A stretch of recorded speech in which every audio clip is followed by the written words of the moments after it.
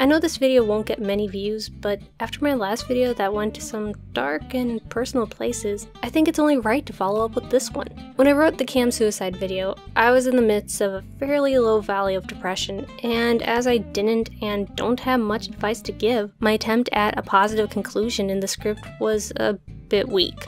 Funnily though, as I worked on the editing, I found something that helped drag me out of that depressive episode, Chi's Sweet Home, an anime about the life of a kitten taken in by a family of 3.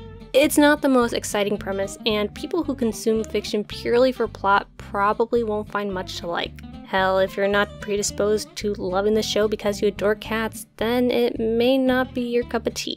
But not only do I love cats, watching them just be kitters and go about their day the cat way, I find that I don't care that there aren't massive stakes past the Yamadas getting kicked out of their non-pet friendly apartment, or the seemingly daunting amount of episodes in the first and second iterations of the series. At its core, Chi's Sweet Home is simply adorable fun, mostly lighthearted, yet can drag my heart through the dirt when it needs to, like when Chi finally reunites with her family after being hopelessly lost for 11 episodes. Even when I rewatch this part, knowing what's about to happen, I can't help but get lost in this, well, sweet moment to the point of tears. If we're looking to strip down what Chi's Sweet Home is, I guess it'd be a mix of a gag comedy and a character-driven slice-of-life show. Most of the series you can pick up regardless of how deep into the season it is, as much of the comedy comes from little day-to-day interactions rather than major adventures, at least to our eyes. Chi very much sees her life differently. But it's over these often forgettable aspects of life and few major events where not only the humor comes in, but the character growth. It's not in our face, and character arcs don't conclude with major what I learned in boating school monologues. There hardly seems to be any changes in these characters for most of the series, except for little lessons Chi learns through her various interactions, but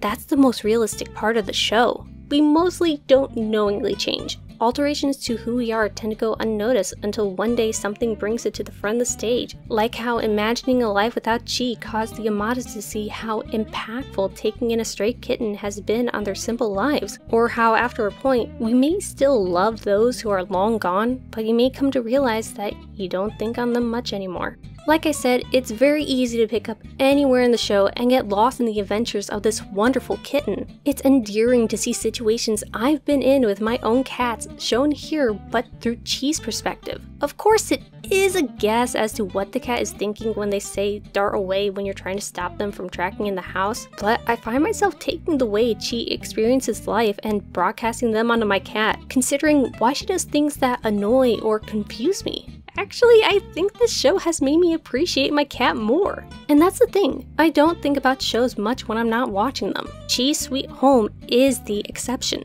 Probably shocking given I've built my channel specifically on having thoughts about media, but it's like if the movie or show, etc. isn't in front of me, it might as well not exist. I may need to be reminded of it, even if it's one of my all-time favorites like Azumanga Daioh or Nana. Yet, I find myself wanting to consume more Chi content, even to the point of searching for a little stuffed Chi doll and considering buying a Chi game that's entirely in Japanese, just to play it. And because binging Chi's Sweet Home and Chi's New Address is so easy, it's something I've started to turn to as a pick-me-up during some dark times. The barrier to entry is so low that it feels doable on days that I don't want to get out of bed even to eat. I can grab my tablet and let Chi do her magic.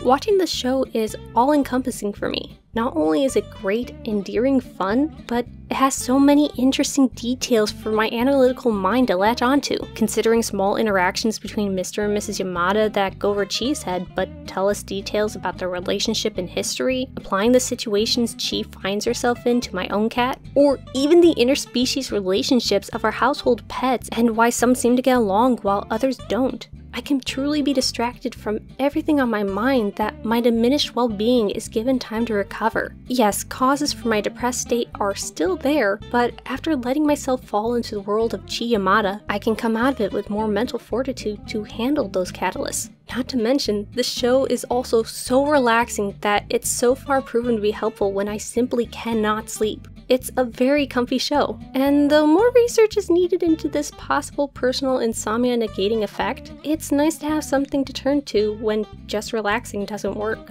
And I want to clarify that I've been referring to Chi's Sweet Home and Chi's New Address in this video. While I've not yet finished Chi's Sweet Adventure, 3.5 episodes in, and already this iteration of the series has proven to be inferior. Part of it is definitely that going from admittedly not Sakuga 2D to 3D animation is very, for lack of a better term, uncomfortable. It's just so odd seeing them suddenly in 3 dimensions, and I feel the medium jump has only underlined how cheap the animation in the series is. It felt more natural when the show took shortcuts in 2D than when the show looks like this. There's also none of the intrigue that made the first 2 iterations not turn your brain off shows. No little details that make the world these characters live in feel whole, repeating the same ideas already well explored in the previous series, and also a disregard for established facts about the world, like the black bear cat not being able to play with Chi anymore since he moved away. I get that they may be focusing on a new audience not familiar with the previous series, but when I've seen even longer running shows do this well, needless to say, my expectations are rather high. I can also see this being a consequence of the series changing studios and staff for this installment. After a little digging, there isn't much information about most of the people who worked on Chi's Sweet Adventure, but the names listed in the credits given are not the ones seen on the previous series. It seems that everything was handed over to entirely new people with no other credits to her name when it was decided to make Chi in 3D through Marza Animation Planet rather than Studio Madhouse. The show still feels like it fits in the Chi franchise, but not so much as a continuation of the pre-existing anime. Maybe it's more of a direct adaptation to the manga, but I can't say for certain as it's been years since I've read that. If not that, then it's more of a reimagining of the world of Chi, just with the same faces and names, but not quite the same characters. Of course, Chi's Sweet Home hasn't cured me, nor am I suggesting that it can do so for anyone, but it helps. Just seeing the OP for Chi's New Address forces a smile on my downtrodden face so consistently in a way that other relief tactics don't. I guess I'm sharing this because I hope maybe someone else finds this helpful. Or, at the very least, promote an anime that I feel should continue to be talked about even though the best parts of it ended in 2009. Thank you very much for consuming this video. If you want to talk to me about just about anything, feel free to hit me up on Twitter. You can find me on NotAVampyre. Thank you very much again, and until next time.